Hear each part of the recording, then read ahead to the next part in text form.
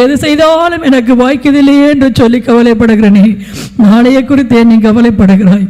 கர்த்தரனோடு கூட இருந்த உன் வழியை அவர் காண்கிறவராய் இருக்கிறபடினாலே கவலைப்படாதே. இயேசு என்று மட்டும் கூப்பிடு. இயேசுப்பான்னு சொல்லி எந்த கவலை வரும்பொழுதும் இயேசுப்பா என்னை ஆற்றுங்க, தேற்றுங்க, எனக்கு உதவி செய்யுங்கன்னு மாத்திரம் சொல்லு.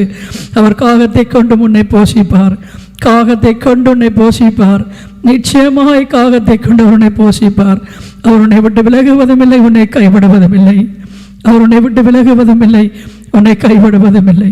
நீ போகிற வழியெல்லாம் அவர் உன்னோடு கூட இருக்கிறார்.